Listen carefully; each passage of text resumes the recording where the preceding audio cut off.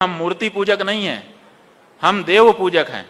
मूर्ति में देवता का आवाहन करके तब देवता की पूजा करते हैं, मूर्ति की पूजा नहीं करते हैं।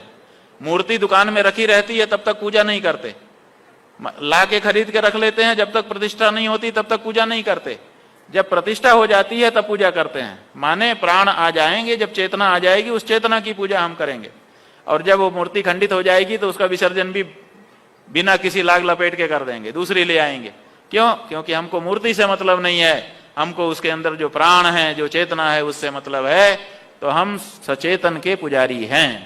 अब समस्या ये है कि जो मूर्ति हमने बनाई उसमें प्राण कैसे आएगा? तो जो गणेश की मूर्ति होगी, जो देवी की मूर्ति होगी, जो विष्णु, सूर्य और शिव की होगी, 5 देवता की होगी, उसके तो वेद में विधान है, उनकी प्रतिष्ठा का तो मंत्र है। वो मंत्र हम उस विधि को पालन करके पढ़ेंगे तो प्राण आ जाएगा।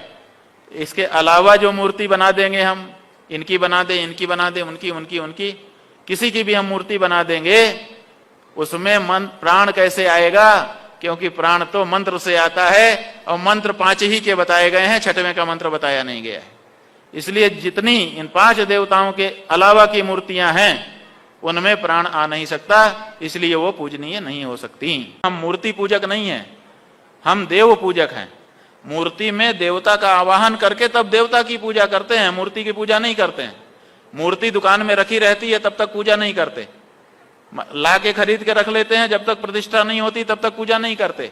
जब प्रतिष्ठा हो जाती है तब पूजा करते हैं। माने प्राण आ जाएंगे, जब चेतना आ जाएगी उस चेतना की पूजा हम करेंगे।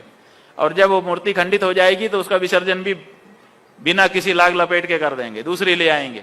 क्यों? क्योंकि हमको मूर्ति से मतलब नहीं है, हमको उसके अंदर जो प्राण है, जो चेतना है, उससे मतलब है। तो हम सचेतन के पुजारी हैं। अब समस्या ये है कि जो मूर्ति हमने बनाई उसमें प्राण कैसे आएगा? तो जो गणेश की मूर्ति होगी, जो देवी की मूर्ति होगी, जो विष्णु, सूर्य और शिव की होगी, 5 देवता की होगी, उसके तो वेद में विधान है, उनकी प्रतिष्ठा का तो मंत्र है। वो मंत्र हम उस विधि को पालन करके पढ़ेंगे तो प्राण आ जाएगा। इसके अलावा जो मूर्ति बना देंगे हम, इनकी बना दे, इनकी बना दे, उनकी उनकी उनकी किसी की भी हम मूर्ति बना देंगे, उसमें प्राण कैसे आएगा? क्योंकि प्राण तो मंत्र से आता है और मंत्र 5 ही के बताए गए हैं, 6वें का मंत्र बताया नहीं गया है। इसलिए जितनी इन 5 देवताओं के अलावा की मूर्तियां हैं उनमें प्राण आ नहीं सकता, इसलिए वो पूजनीय नहीं हो सकती।